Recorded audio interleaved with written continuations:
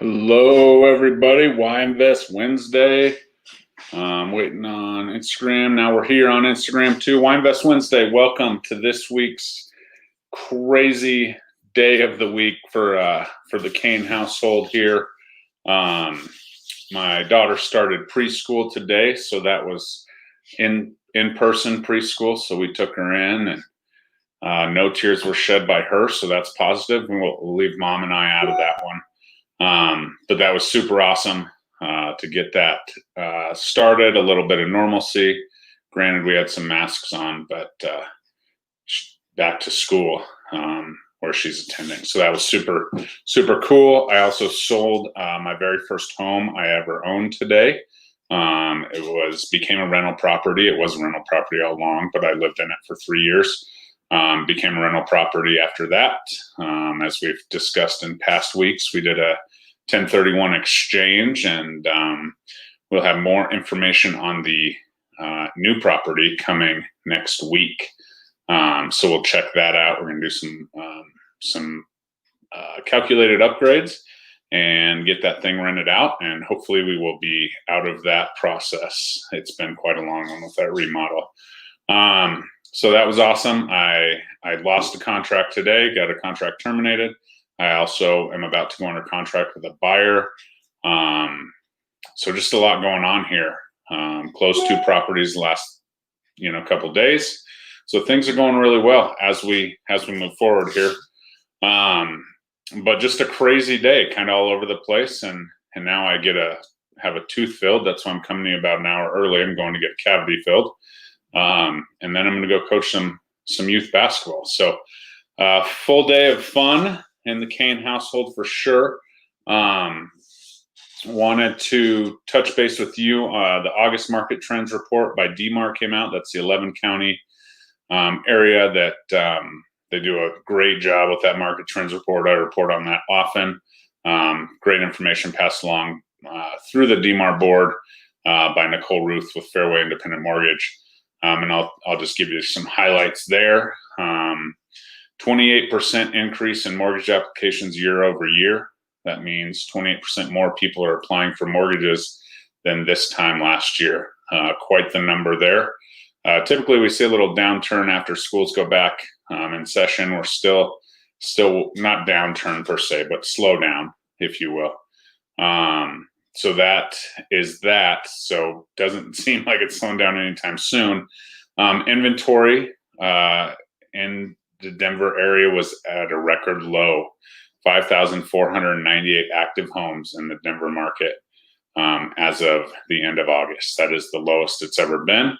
That's 14% decrease from the month before and a 41% decrease year over year. So that's a big time statistic that I use pretty often, not necessarily that exact statistic specifically, but I do use that when I am talking to people, because the common thing is, when's this bubble going to burst? When are prices going to go down?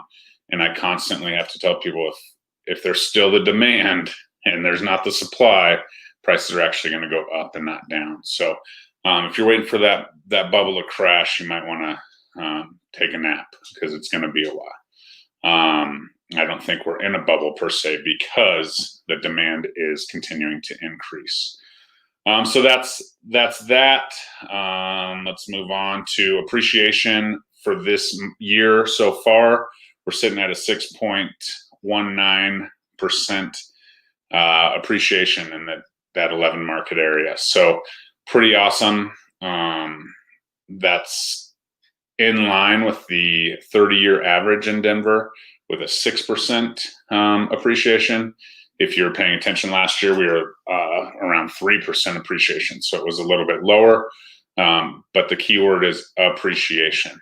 So 6%, 6.19% this year with COVID factored in is quite the impact. And as you may know, that there's bidding wars and things like that continuing to drive up our prices here. So super cool there. And then the other item of interest here was the Fed met within the last week or so. They decided to change kind of their outlook on inflation from a 2% target, which we've been well below for quite a while, to a 2% average. Now, what that means, the inflation rate is typically the arch enemy of the bond market. So when inflation goes up, bonds go down. When bonds go down, mortgage rates go up. So understand that that may be coming here as we continue to, the rest of the economic world continues to dig out, while the stock market and the real estate kind of hum along here.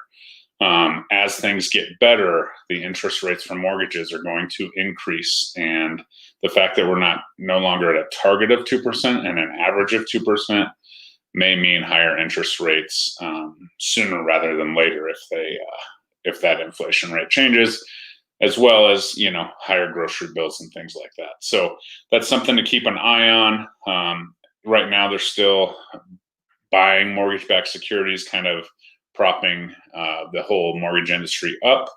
But once that stops, expect for rates to increase. So now may be the time, while waiting till next spring, if things kind of get going here, maybe a big mistake as it pertains to interest rates, especially in our market, because we've seen such an increase in price, over the last 12 months, that the interest rate being lower is really helping us out, keeping those prices where they belong, or keeping the affordability actually more affordable. You can afford 10% more home this year than last year, even though we've seen those increases. So once that interest rate goes up, then all of a sudden affordability will definitely be affected by these price increases. So just something to consider there.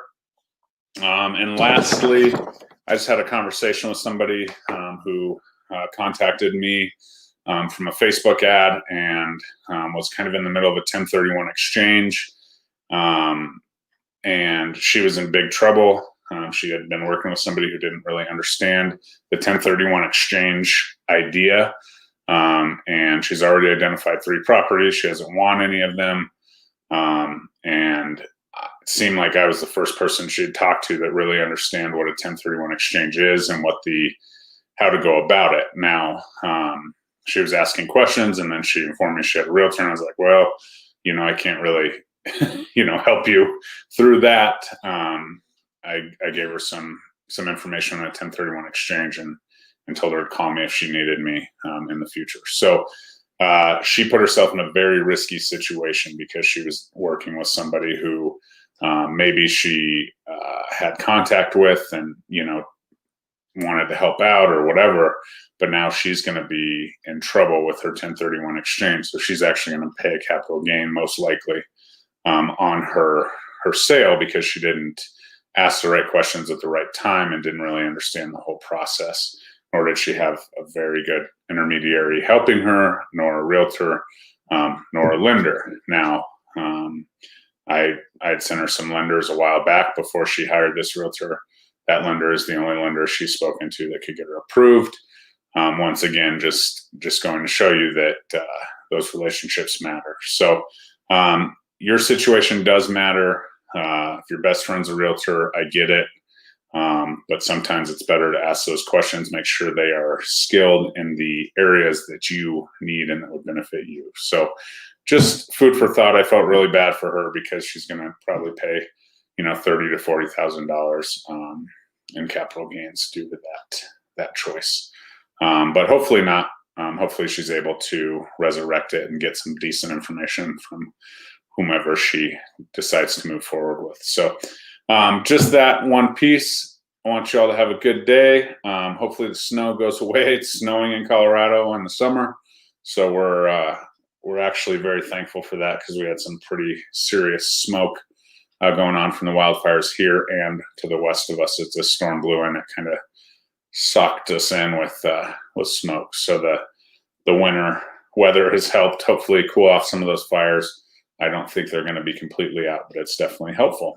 So anyways, hope you guys have a great day. Hope you stay warm in Colorado. Hope you are enjoying good air quality and warm weather wherever you're watching from. So I hope you have a good day. And as always, please subscribe to my YouTube channel working on building that up. So go over there and check it out.